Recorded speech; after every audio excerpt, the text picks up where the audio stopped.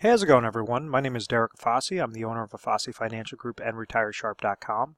Today's topic, I want to discuss in full detail annuity basics and really dissect the pros and cons of annuities. I want to show what a typical situation is regarding retirement or accumulation or safe growth plays, and then show you the different annuity contracts out there and expose a lot of the BS out there regarding annuities. A lot of the okay, this is the greatest thing since sliced bread. What does an income rider mean? What is a fixed annuity versus a fixed index annuity? What is a variable annuity? Why do I not like variable annuities? All those different things I want to try to outline in this video. So this video is definitely going to be lengthy, but I feel it to be very necessary for you guys to become highly educated on an annuity and see.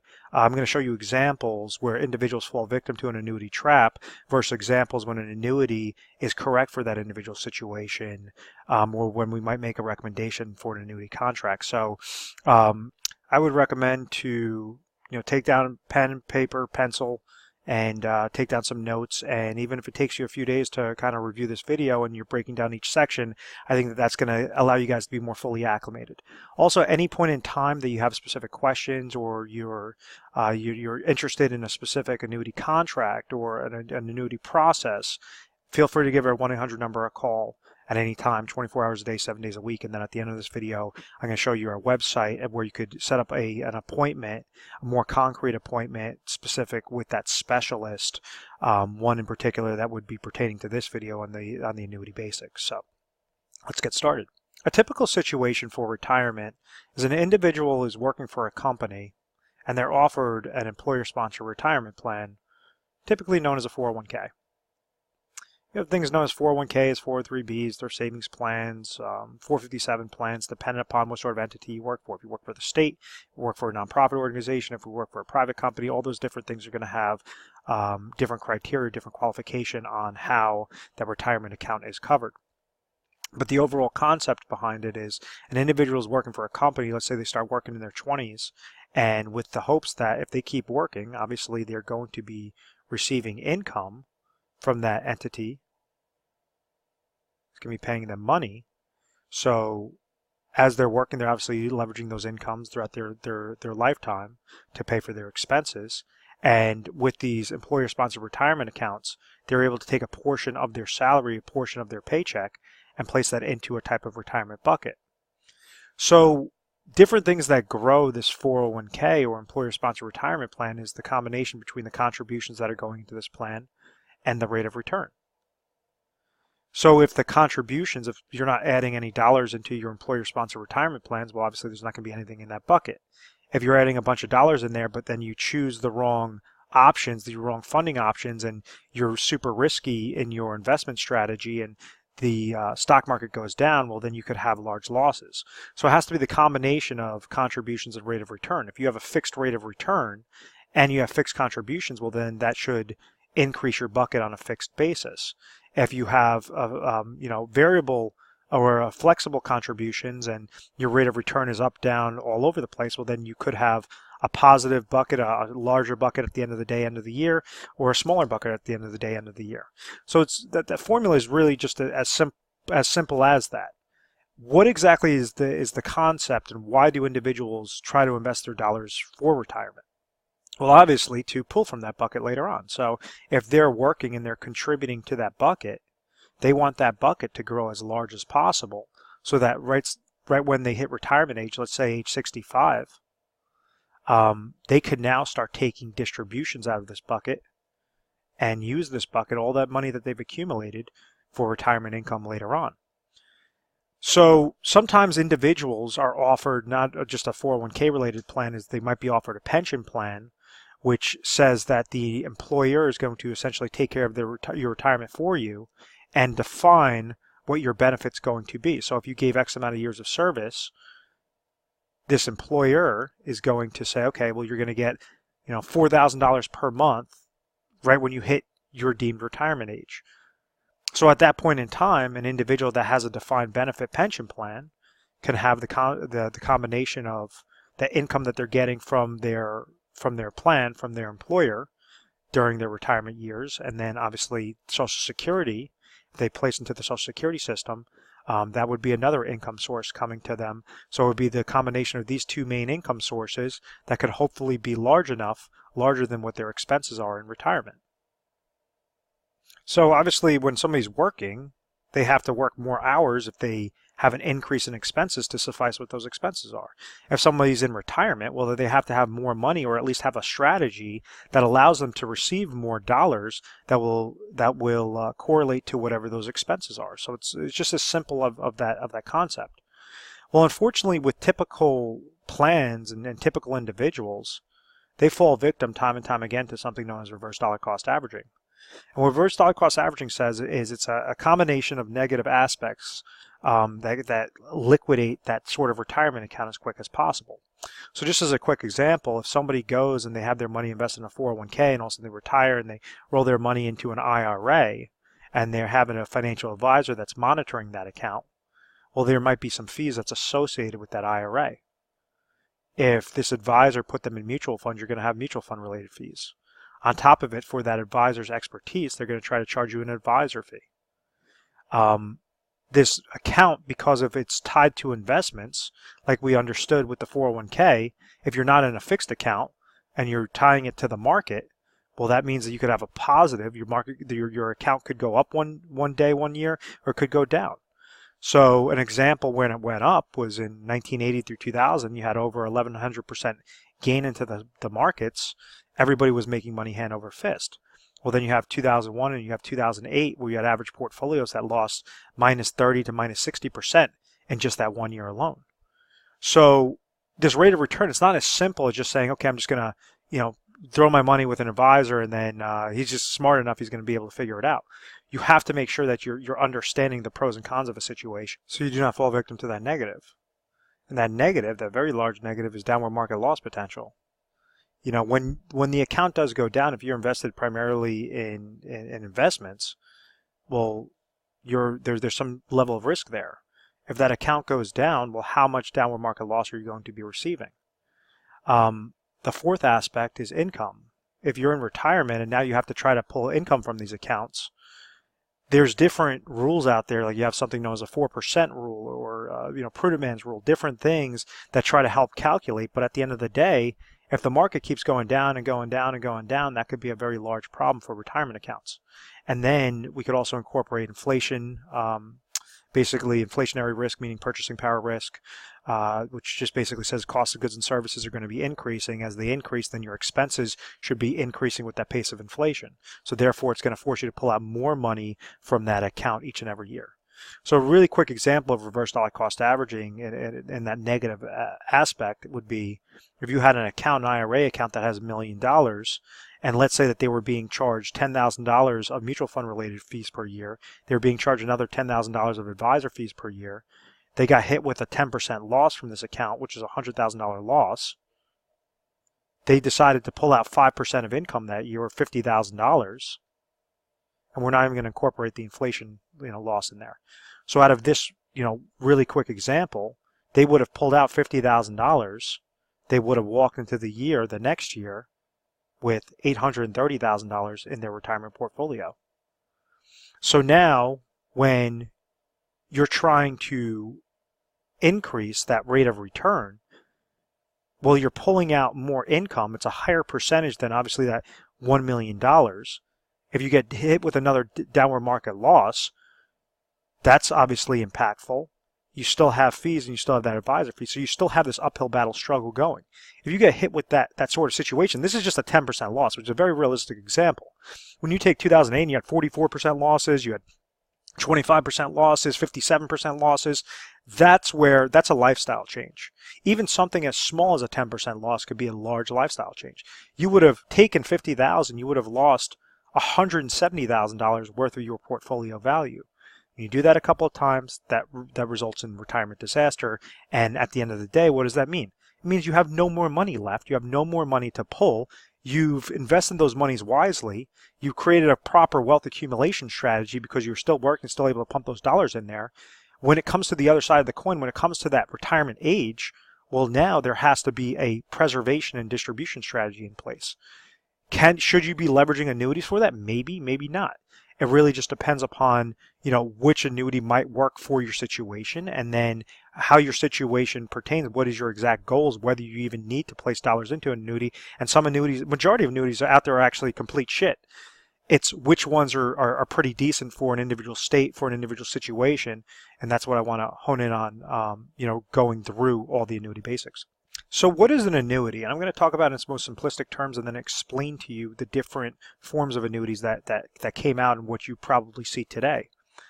So you're able to say, yes, I saw bad things about annuities, I saw good things about annuities, so everything's justified. I'm going to try to leave everything up on the table. An annuity is the opposite of life insurance. So with life insurance, an individual is purchasing life insurance through an insurance company.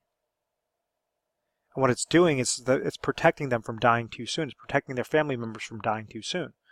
So an individual would go and most likely make monthly, semi-annual, annual premium payments to an insurance company, and that insurance company is going to offer a large lump sum benefit. God forbid if this person passed away, if they had like a 20-year term and this person, 20-year term life insurance policy, and they passed away in year 15, well, then this lump sum is going to get paid to the beneficiaries. If, let's say they had a permanent policy, it was going to last them for the rest of their life, and they passed away, whenever they do pass away, that lump sum is going to get paid out to the beneficiaries.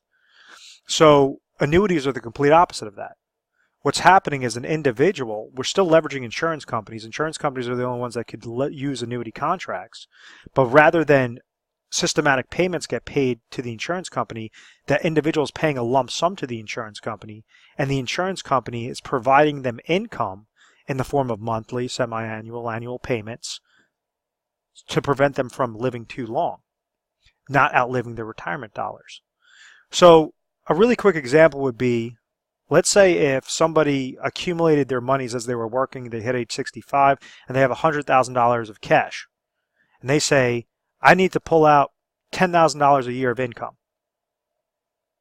Well, if they do that and it's sitting in a cash account, meaning there's no rate of return associated with that bucket, this individual is going to outlive this money by what? 10 years. They're 5 years old. By the time age 75 rolls around, they're not going to have any more dollars in that bucket. What an annuity could do is this individual could take, or the concept of annuity is say, okay, what they could do is place the $100,000 with an annuity, trigger lifetime income, and now that $10,000 is going to, and this is just a hypothetical example. Understand that this is not going off of any current percentages or anything like that. I'm just trying to show you the concept behind it. They would be able to take this $100,000, surrender it to the insurance company, and then have the insurance company pay that individual $10,000 to the day they pass away. So if this person lives till age 95, well, he would have had that break-even point. He or she would have had that break-even point at age 75, and then they would have made an additional $200,000 of pure profit of dipping into the insurance company's pockets, of saying that gamble was worth it. We surrendered rights of $100,000 in today's money to receive $10,000 per year till the day we pass away, which was age 95. So basically the insurance company lost in that aspect, and that individual won. And that concept that I just spoke about is something known as annuitization. The individual is annuitizing their money. So when they go and they take their lump sum dollar amount and they give it to the insurance company, they just now surrendered all control to that money, of that money to the insurance company, and the insurance company is now paying them a set income stream forever that person could never outlive. So if somebody has longevity on their side, or they just want to have that peace of mind that they're receiving, whatever that expense goal is, they could go and we could calculate how much dollars to place into that annuity contract to therefore provide annuitization. Now, when I'm talking about the concept of, if you hit that break-even point, well, the individual wins and they're pulling from the insurance company's pockets. If, let's say in that situation, that person passed away, he triggered his income at age 65, and passed away at age 67, well, this person would have received $10,000, and then they would have passed away. The insurance company would have made an $80,000 profit. So therefore, the insurance company would have won on that side. That annuitization is exactly what drove people insane, or what made people really mad regarding that basic annuitization provision, is because insurance companies have all the actuarial data. They know to the decimal point what's the likelihood of somebody that's age 65 getting set into their contracts, how long that person's going to live till, or if they have a 60-year-old getting set up into that contract, male, female, how long that person's going to live. So they're utilizing the actuarial data. They're using the law of large numbers, meaning millions of individuals that are placing dollars into that company invested on the back end, and therefore being able to suffice what those payouts are and still be profitable in the in the long term. So that first type of annuity I just explained to you, the basic type of annuity, was known as an immediate annuity. The way that that works is an individual is paying that lump sum dollar amount to the insurance company, and that insurance company is paying out income immediately to that individual. The good thing is, obviously, they're receiving income for the rest of that person's life. The person is receiving income for the rest of his or her life. The bad thing is they cannot dip into that account if they ever came into like emergency funds, that they need to access those monies, or they had some sort of debilitating ailment that they needed to pay for that additional cost. And ultimately, when you're utilizing annuitization, you're versing an insurance company with hundreds of years worth of data and actuarial data that shows, okay, you're just guessing, you're hoping that you're going to live that long, and they know exactly statistically how long you should be living, and therefore that's why the insurance company wins almost every time with annuitization. That's an immediate annuity. The same concept of an immediate annuity, but on a deferred period, is something known as a deferred income annuity. So let's say if an immediate annuity, where you're receiving income immediately, this person's surrendering their money, they're receiving it immediately. Let's say this individual is age 65, and the immediate annuity is paying this person $5,000 of income per year. With a deferred income annuity, you could have that same 65-year-old individual, but instead of triggering income immediately, maybe they're going to defer it at age 6 till say age 68. So because they're surrendering their dollars today, they're deferring that growth. That larger risk is therefore going to come with a larger income. So the DIAs, deferred income annuities, are just like immediate annuities regarding annuitization, except for instead of that individual only receiving $5,000, maybe they're going to receive $8,000 for waiting those extra 3 years. But you're still in that same boat. You lost all control of your money, and therefore you're hoping that you're going to live long enough to dip into the insurance company's pockets, to get into the insurance company's pocket. You're betting that you're going to be winning. And this is why individuals have been frustrated with annuities in the past, is because, and a lot of individuals think that all annuities only have those traditional provisions, only have annuitization. And it's not the case, because now you have a whole slew of annuity contracts that came about since that point in time. There were changes that were created so that insurance companies could go and optimize these types of contracts, maybe not for the income, the person that just wants income, but somebody that just wants growth. So now they wanted to start competing with treasury bonds and bank related products, different things to say, hey, we have very safe contracts. We have a legal reserve structure making sure that if a company goes under, there's different tiers of safety that could step in to say that your money's safe over here. And how can we, with this really good safety, still provide a higher rate of return and incentivize individuals to go with our annuity contract over others. So now I'm shifting the conversation from an income only need to a growth need, something that will give that person more consistent growth. So the first newer type of annuity is known as a fixed annuity. And what this did was try to compete with the market share of bank CDs. So in the 1980s, 1990s, interest rates used to be at all-time, double-digit figures, all-time highs. So what an individual was able to do if they had a retirement need is they could go and, let's say if a bank CD, the way a bank CD works is that you're giving X amount of thousands of dollars to a bank. That bank is for a certain time commitment, let's say a 5-year bank CD. And then that bank, the entity, is going to be paying you a fixed interest rate in return. So if somebody put their dollars in a bank CD, and let's say this bank was paying with the certificate of deposit, was paying a 5% rate of return per year, that tells us that after the first year, second year, third year, fourth year, fifth year, this individual was going to be receiving $5,000 in interest, $5,000 in interest, $5,000 in interest, et cetera, et cetera. So after those 5 years, that individual would have been able to receive $25,000 of interest and walk away with their $100,000 after that 5 year was met. So when you had interest rates that were paying double-digit figures, an individual could essentially leverage $1 million, place it with a bank CD that's paying 10%, or multiple bank CDs that are paying 10% for 5 years, receive $100,000 worth of interest for each of those 5 years. After the 5th year, they have $1 million left over, and then they'll just go and reinvest it into a new 5-year contract. Fixed annuities, they wanted to be more competitive with this space. They understand that they have a legal reserve structure, just like banks have a legal reserve structure, a little bit slightly different, but just basically saying that both of these entities are very safe and their contracts are very safe.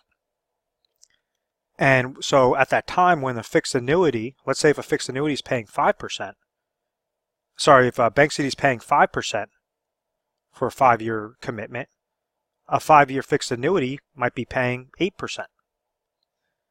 If a bank CD is paying 10%, during that time, a 5-year fixed annuity might be paying 13%. So it's going to be right around 2 to 3% higher than what those certificates of deposit are paying. The bank CD has to be offered through a bank. The fixed annuity has to be offered through an insurance company. But you could utilize that same sort of concept. So, if this is paying $1 million and is paying 13% each and every year, well, that says $130,000 would get paid out each year for interest.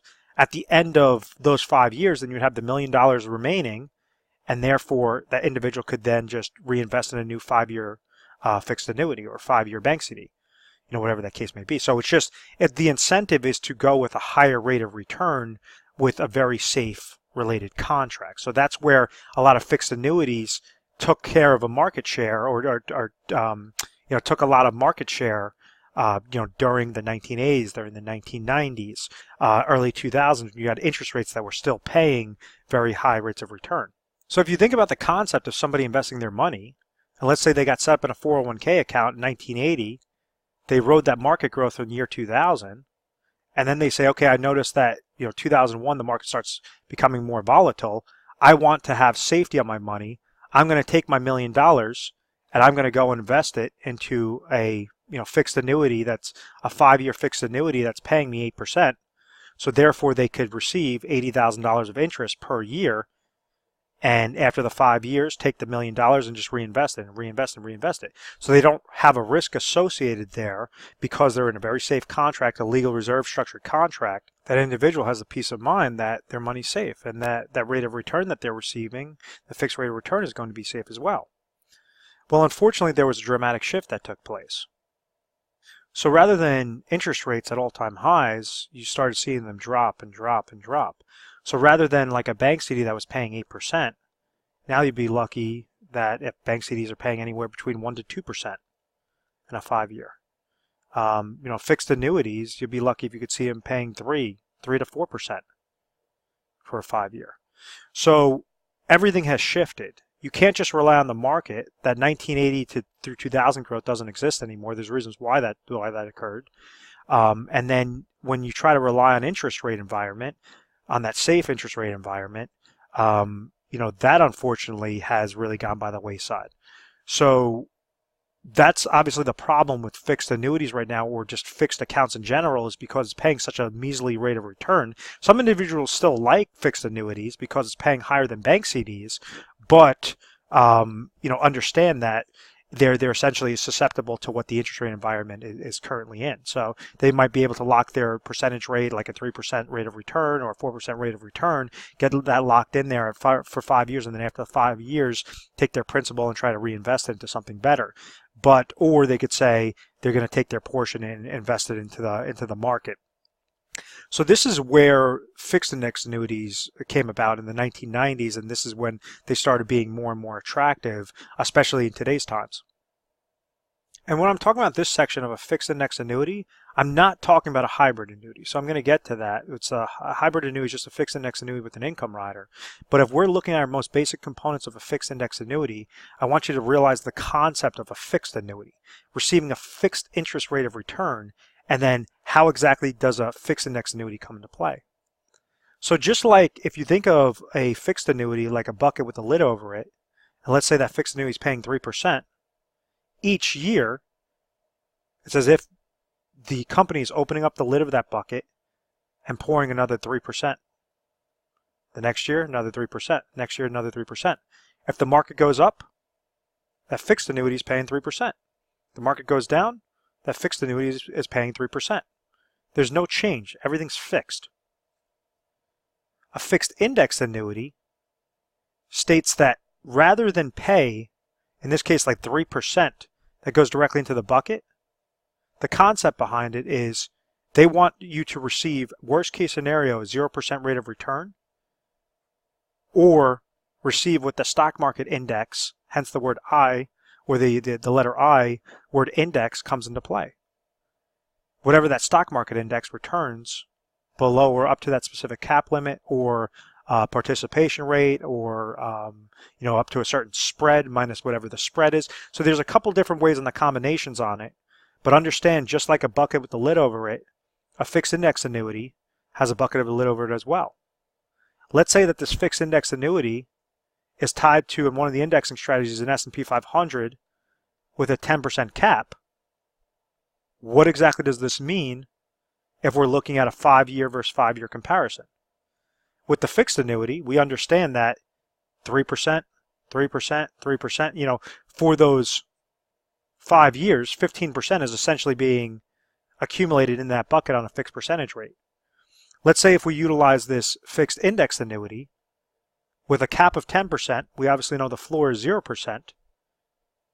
Let's say the S&P 500 gains 20% the first year, loses 40% the second year, gains 7% the third year, loses 20% the fourth year, and let's just say gains 11% the fifth year. How exactly does the credit work on a fixed index annuity with these parameters? Well, it says year one, the S&P 500 had a gain of 20%. We're going to credit up to the cap of 10%. So therefore, the company is opening up the lid, pouring the gain inside, and now that 10% is completely closed and cannot go down. The next year, year two, the market, the S&P 500, lost 40%.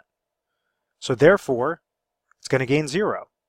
That lid's going to remain closed. They can't pull anything out. There's no advisor fees. There's no mutual fund related fees, nothing like that. This is the basic components of a fixed index annuity. Year 3, market gained 7%. Our cap was 10%. It's going to gain plus 7%. Opening up the lid, pouring the gain inside. So now you have an even larger bucket than you did with the plus 10% in there. The next year, year 4, market lost 20. Plus 0% because it can never fall below the floor, and therefore that lid remains closed. And then the fifth year, the market gained 11%. Our cap is 10. So the fifth year, you had a plus 11% gain. Open up the lid, pour the gain inside. So now we understand on this side, because you didn't want to risk receiving a 0% rate of return, this individual received a plus 15% at the end of those 5 years.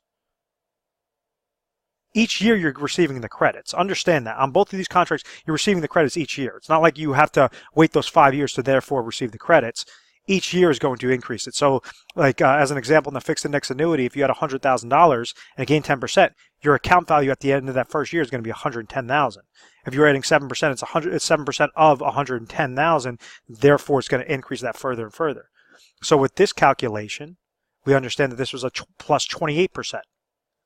It made more mathematical sense to go into this fixed index annuity, which beat out that pace of inflation, beat out that low interest rate environment, to make sure that it was more favorable for that individual situation.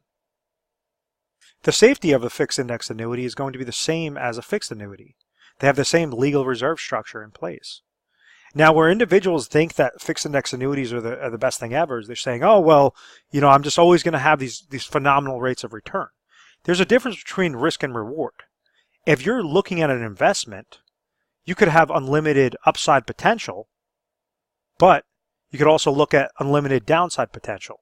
When you're utilizing these fixed index annuities, you understand you might be capped at what your upside potential is, but then you're also going to have a floor on that downside potential. So it's going to give you more of that consistency. Depend upon the indexing strategy. So like a lot of people think, oh, they just have to go into one product. There's over 1,200 combinations of fixed index annuities. So whenever somebody calls into the agency and they say, okay, I like the concept of a fixed index annuity, this is my situation, we're going to cherry pick the top 5 currently with that individual state, with that person's age, to make sure and say, hey, listen, company A is going to give us 6 different indexes to choose. Company B is going to give us 12 different indexes to choose. You might have a combination of S&P 500. You might have a Deutsche Bank allocator index. You might have a Barclays U.S. Dynamic Balance Index. You might have a Morgan Stanley Dynamic Allocation Index, a Dow Jones Industrial, a Russell 2000, all these different indexes. So obviously the more plentiful the indexes are, but most importantly, the higher the cap rates, that's what distinguishes whether you have a crappy fixed index annuity contract or a good one. How much you could pull out of that FIA contract also determines it. So it's not just, okay, I saw this good advertisement online or this television commercial, and therefore that company sounded credible, I'm just going to go with that one. That's just like the other situation. You're shooting from the hip. You're not actually taking a measured approach, and that's where it could really bite you in the butt. So unfortunately, with annuity contracts, over 90% of them are complete dog shit, or more for the benefit of the insurance company rather than for the individual. So what we pride ourselves on is trying to cherry pick and find that diamond in the rough and saying, this is going to be, or these top 3 or top 5 options are going to be the best options. This is what we would recommend. We'd narrow it down to probably these 2 regarding your situation. These are the pros, these are the cons. This is why it makes sense, this is why it doesn't make sense. So understand that concept. If somebody's going and let's say they're trying to grow their monies, and they're just trying to have that safe play on it, a portion of those dollars might make sense to go into a fixed index annuity. And I'm just talking about a fixed index annuity without an income rider, just a plain fixed index annuity. They don't want to see advisor fees. They don't want to see downward market losses. All those things I mentioned to you on reverse dollar cost averaging can be eliminated with a fixed index annuity. The downside is it's not going to give you as high a rate of return as an investment. So it's very, very important to be mindful of. So no mutual fund related fees, no advisor fees, no downward market losses. You could also play it with any time that the index receives a gain. You could use that gain to live off of for interest, for income that year. If it doesn't receive a gain, then you're not going to take out money from that account, or you could only take out up to 10% of your account value. There's a couple of different ways, or there are a couple of different provisions, and we make sure to calculate that like a perfect puzzle piece for you. So now comes the next type of annuity, which is known as the variable annuity. And this is something that I do not like. I do not like it. I think that there's a bunch of better annuity combinations than a single variable annuity, and there's reasons why. What I mean by that is I always hone in on reverse dollar cost averaging. I say, obviously we want to look at the negatives, see what those negatives could do against an account value. If it's bad, don't go with it. If it's worth the risk, then maybe go with it. What a variable annuity does is they have very expensive fees, and they still have a very large risk. So with a variable annuity, just like that fixed index annuity, we understand with the FIA, it's going to gain when that market goes up, gain 0% when the market goes down, gain when the market goes up, gain 0% when the market goes down. What a variable annuity does is it ties the account to mutual funds, very expensive mutual funds. Financial advisors could still attach an advisor fee onto variable annuities to quote-unquote monitor that account for you. You also have insurance-related costs associated with variable annuities. So now what we're doing is we're supersizing the reverse dollar cost averaging effect on those types of accounts. So it's an insurance company that's trying to act like, or an insurance-related product that's trying to act like an investment, and all it's doing is making the individual fall victim to very high fees with not that much benefit, or not the benefits that you could get elsewhere. So if we think of that concept with a bucket, well, now we're not going to have a lid over it, and now we're going to poke a bunch of holes in the bottom of this bucket. So what that essentially tells us is what exactly are these holes? If you have dollars that are sitting in there and an individual goes and rolls their money into a variable annuity, whether that's a variable IRA annuity or a variable non-qualified annuity, what this says is this individual has negatives coming out, uphill battle struggle already from day one, or mutual fund related fees, insurance related fees, mortality and expense related fees, all these different sorts of fees. And the advisor that's selling you a variable annuity is going to hand you prospectus. The problem with the prospectus is it's going to be 300 pages long, and it's going to be like watching paint dry on a wall. That's how boring it is. But understand that every single one of those fees could be as high as 55 different related fees associated with that account, are all going to be outlined within that prospectus. So you have the mutual fund related fees, other fees, and then on top of it, some advisors charge an additional fee, an advisor fee, to monitor that account, which I completely disagree with for a lot of reasons. So in that example, let's say if it's tied to the market, and let's say the market, gained 20%, but you had fees, and your average fees are going to be on the low end about 3%, on the high end 7, 8. I've seen them as 9%. So let's just say if we're going on the low end at 3%, if let's say the market gains 20%, were you going to have a 17% gain into your account? Because you have to reduce what the negatives are. Let's say if the market loses 30% the next year, where you're going to have a minus 33% loss. So what it's doing is it's compounding what the negatives are, like reverse dollar cost averaging, against those accounts. That's the main reason why I don't like variable annuities. I've never really seen a justification of a variable annuity other than for the agent to make a very nice large commission with very little value to the client. The one really good thing that variable annuities did create, though, is something known as an income rider. What an income rider did was it took care of that problem that individuals had with annuitization, where it says that they're going to pay an insurance company a lump sum of money and therefore receive a set income stream for the rest of their life. With this attachment, with this additional rider attachment that's tied onto these variable annuity accounts, the variable annuity is, what's going on with that person's money is going up when the market goes up, going down when the market goes down, and then they're also attaching on a bunch of other fees associated with that plain variable annuity. When you add an income rider to it, what it's doing is adding an income account, an income calculation account that's stating that, okay, if this person wants to wait, a year or 3 years to trigger income, rather than that DIA that says if this person gives $100,000, they're going to receive $8,000 of lifetime income for the rest of that person's life, that individual surrendered all the money to the insurance company to receive $8,000. With the variable annuity, what it's saying is they're not annuitizing your money, or this income rider, what it's saying is they're not annuitizing your money, but you're triggering lifetime income through the income rider. So therefore, you still have control of this account value throughout your lifetime. So let's say if you go in that same situation, you trigger you gave $100,000, the calculation comes out to that they're going to pay you $8,000 per year to the day you pass away. And let's say you pulled out money, and let's just say that the market, was gaining 3%, but because of the fees, you didn't really have any sort of growth within that account. So you took out $8,000, and all of a sudden passed away. Rather than annuitization where nothing gets paid out to your beneficiaries, whatever's remaining in your variable annuity account value would be left over to your beneficiaries. So obviously that took care of the problem of annuitization.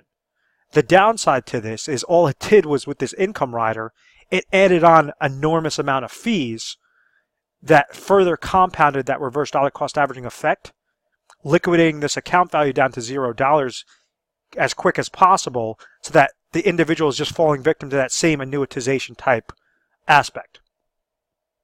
So if we understand reverse dollar cost averaging, and then we're utilizing variable annuities with income riders, what you now have is very expensive mutual fund related fees. You now have income rider fees. You now have all of those insurance related variable annuity fees.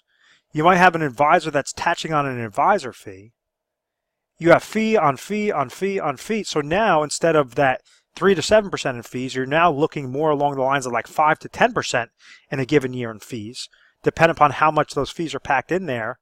The value that you're getting is, yes, you still have whatever's remaining in your account value to go to your beneficiaries, but this reverse dollar cost averaging, this compound interest going against the accounts, all it takes is one downward market loss, and that account's almost liquidated. So it's going to liquidate your accounts very, very quickly with very little benefit of just saying, okay, I have an income, I basically have an income rider.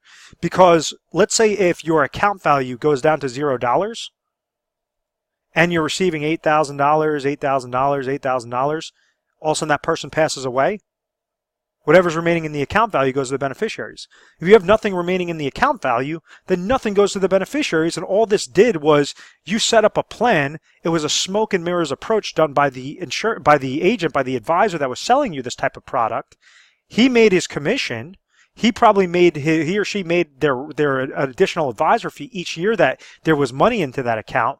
And at the end of the day, you have no more account value to pull from, and you're in that same problem that occurs with annuitization. It just maybe took a little bit longer to hit that problem, but that problem still existed, or still exists. So don't think that you're completely, SOL. You're completely shit out of luck with just saying, oh my gosh, I like that concept of an income rider, but what the heck is with this variable annuity? Because that income rider concept is what the fixed index annuity contracts basically stole. So with a fixed index annuity, we understand that you're not paying advisor fees, you're not paying mutual fund related fees. Majority of what those negatives, those downward market loss, you're protected at a 0% floor. All of those different aspects to eliminate reverse dollar cost averaging, but they also provide an income rider in conjunction with it. Meaning you have safety and consistency on one side on your physical money, on your account value side, with an income guarantee through that insurance company on the other, that you do not have to fall victim to that annuitization side. So whenever you hear like an FIA with income rider, this is what I deem in a lot of my marketing videos. I call it the hybrid annuity. And a lot of advisors call it the hybrid annuity. It's basically a hybrid. Technically, a variable annuity could be a hybrid, but I don't ever recommend variable annuities with income riders because mathematically, fixed index annuities with income riders pay the highest amounts of income, highest amounts of lifetime income in today's time. So, currently it's 2017. Anytime we compare a fixed index annuity with an income rider versus a variable annuity with an income rider, that income rider is going to be more powerful on a fixed index annuity side. On top of it, the fixed index annuity is going to give a more consistent rate of return than obviously what that variable annuity is doing, because the variable annuity has such high fees associated there. Now be mindful that hybrid annuities, fixed index annuities with income riders, their account values could still hit $0. When that does occur, well, now you're just that much further into the insurance company's pocket, and now you're leveraging their dollars, just like that break-even point on annuitization. We want to try to get into the insurance company's pockets as quick as possible. So this is why we compare. When we have hybrid annuities, once again, you have 1,200, 1,300 different combinations of those things. Over 95% of them are crap, are for the benefit of the insurance company, not for the actual individual. So all we're doing is we're cherry picking. We're saying, okay, company XYZ is better than company ABC. Company MRC is better than, PCA, whatever the name of the carrier is. Because we're an independent agency, we get to now cherry pick, and we get to be non-biased towards one carrier over the next, rather than you just walking into company XYZ and then them telling you their company is the greatest thing since sliced bread ever. We're able to represent all the carriers and work for the client, not work for the actual company. So we're representatives of the different companies out there, but we're not going to be biased towards one company over the next. It's whichever one mathematically is going to give you the highest amount of leverage into your as an income stream. If the hybrid annuity was obviously one of your main goals. So now I want to show you examples. I want to show you examples of when a fixed annuity could work, when a fixed index annuity could work, when a hybrid annuity could work, how to use them in tandem with an individual situation, and then when they don't work at all. So now let's go through a situation of a typical client that would call into my agency. And what I always try to tell individuals, as I said, that there's three main things that every individual needs to figure out before they're retired or currently retired on how to stay retired forever. Those are the three main components. What are your income sources? You want to have guaranteed income sources. You want to make sure that you have an emergency fund. And then you also want to make sure that you have a plan to combat inflation, inflationary protection. So if we have an individual, let's say that is age 60, and they currently have $500,000 sitting in their 401k account, and this person calls and they say, I want to retire at age 65. I want to make sure that I could retire successfully, not have worries, and make sure that my money is growing properly, but most importantly, suffice what my expenses are. My goal is to make sure that I have enough income coming to me in retirement so that I could travel, I could visit my grandkids, I could play golf, whatever that case might be. My current situation at age 65, when I want to call it quits, when I don't want to work anymore, I'm going to have Social Security income coming to me of $30,000. I have a small company pension coming to me of $10,000. I have that $500,000 in a 401k, and I have some money in cash as well. After going through my budgeting analysis, I understand that I need $50,000 of income for the rest of my life, starting at age 65. These are going to be my expenses, and therefore I want to make sure that I'm able to pull out $500,000 most efficiently, most effectively, and grow the monies that I don't have to touch. So with this situation, we understand what? This individual has a $50,000 need. They have guaranteed income sources of $30,000 and $10,000. So what this tells us is $40,000 or income sources or lifetime income streams. $50,000 is the goal. So therefore, we need to figure out a way to provide them $10,000 of lifetime income. We have $500,000 that they could go and leverage into possibly annuity contracts. So in this situation, we could figure out their solution in a really simplistic manner. We say they're currently age 60. Maybe this leg one, because they have 401k monies, they can go and roll over $100,000. When we go through our 1,300 different combinations of information, we might want to look at a hybrid annuity with a 5-year deferral, or the best annuity contract that pays about $10,000 with a 5-year deferral, triggering at age 65. So maybe company A says, yes, we could give you $10,000 of income. It's only going to cost you $100,000. Company B says, we give you $10,000 of income. It's going to cost you $130,000. Company C says, yes, we could give you that same $10,000 of income. It's going to cost you $115,000. So because company A is going to require the smallest deposit, it has the best cash flow percentage for a 5-year deferral for that individual age 60. Why would we go with company B or company C if we could save $15,000, $30,000 by placing it in the smallest possible annuity and only as much as necessary? So out of this $500,000 401k, IRA annuity number one with IRA annuity with the best contract is going to say $100,000. So this is leg one.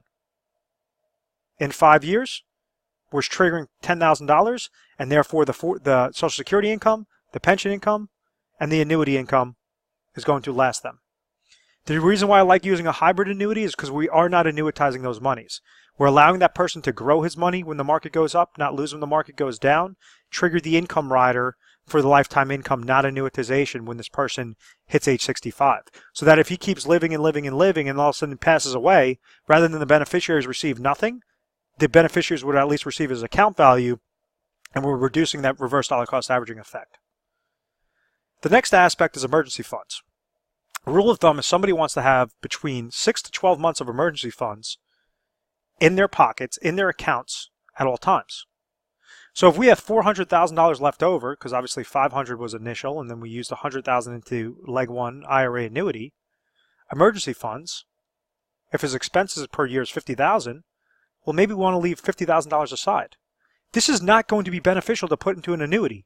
Leg two should not go into an annuity contract. Emergency funds, we want to have something that's completely liquid. The good thing about annuities is you could receive that income, you could receive all those different benefits. The bad side is you have to play by the terms of the contract. You can't just go place your dollars into an annuity and then say, okay, I don't want this anymore after a year, and then try to remove all your monies.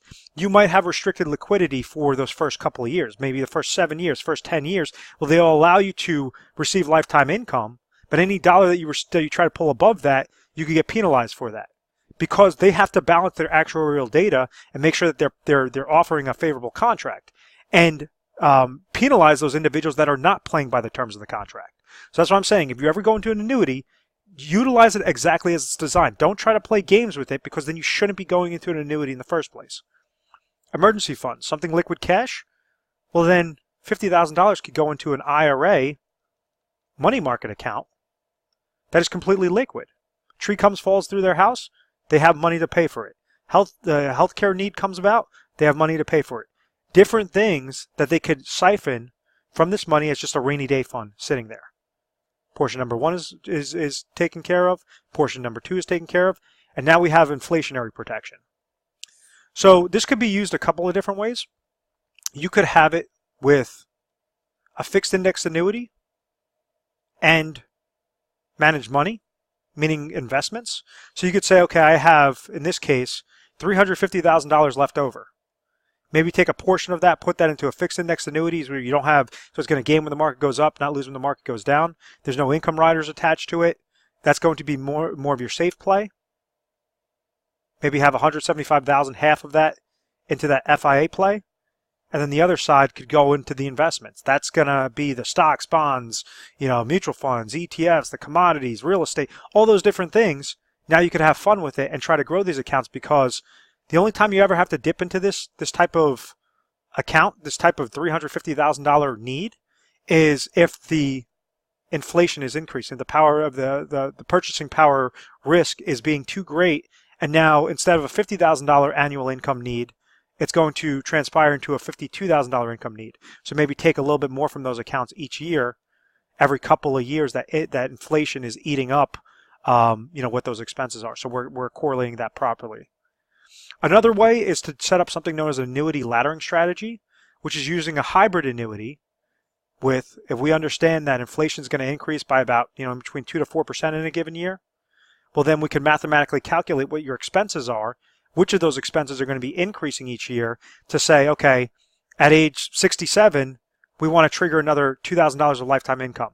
At age 71, we want to trigger another $4,000 of lifetime income. So that you started off with $50,000 of income, then you increase to $52,000, then you increase to $56,000. So it's growing with you each and every year, so that you could leave as much money on the sidelines as possible that you don't have to worry about, that you could now utilize and invest as your fund monies. So the takeaway that I want you guys to realize is annuities are not the end-all be-all. They're not the best thing since sliced bread, but you can use them the right way for pure retirement peace of mind, or pure accumulation peace of mind. Just even something as small as just a safe accumulation, that you don't even have to use it for income. Well, then don't be looking at a hybrid annuity. This is the worst thing ever, is when I see individuals get set up in fixed index annuities with income riders, and they call over to my agency and they say, oh no, well, my account has a 7% guarantee. I say, no, it doesn't. They're not giving you a 7% guarantee on your money. It doesn't exist in today's age.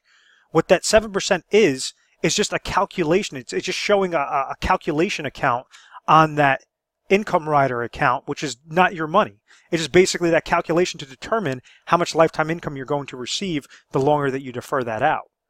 Sometimes income riders have a cost to it. Majority of the times they have a cost to it. So that would be the only negative if you are attaching the hybrid annuity. Some of them, they don't have any cost to it. So they could be built into the policy with 0% fees. So it really just depends upon your situation. It depends upon your age, how far out you are from retirement, different things to leverage annuity contracts. But as interest rate environment increases, well, you might see more favorability towards fixed annuities as opposed to hybrid annuities, or fixed index annuities could have higher cap rates as opposed to going with more traditional investments and more traditional investment strategies. So, the major takeaways is I really hope that you found value in this. Let me clear up the screen. And I wanted to really expose the pros and cons of these things and not say that these things are fantastic, but just show you the truth behind it. And that's what we try to do. I've been obviously doing this for a long time now, and people go with us because of our honesty. We try to educate first and foremost, and based upon your situation, if you're interested, you give us our call, our 1-800 number. What I truly recommend is that you go to our website, retiresharp.com or fossilfinancial.com, and you book your appointment through our calendar. So whether you go to retiresharp.com or fossilfinancial.com, it's both going to take you to the same place, but you're going to see this little book your strategy session over here on the bottom right-hand side. Schedule an appointment, look at our schedule, look at our calendar, and then see whatever works for you, and we'll make sure, if you put in the notes section what you're interested in, we'll make sure that the correct specialist is giving you a call at that specific time. We are A+ rated on the Better Business Bureau. We've always had very good reviews. We've never had any complaints. I believe it's because of this methodical process. So, if you have any worries in retirement, or if you're nearing up retirement, if you're 30s, 40s, 50s, 60s, whatever the case may be, reach out to us and see what your current situation is, because you don't want to just swing from the hip. You just don't want to shoot from the hip, and you want to make sure that you have a calculated, measured approach, and that's what we do. We have the best systems out there, and we try to have the best education out there to make sure that you're comfortable with every step of the way. I want to thank you very much for watching this video. Please feel free to subscribe to our YouTube channel, Retire Sharp, so you can have access to the most updated videos. Thanks so much, guys.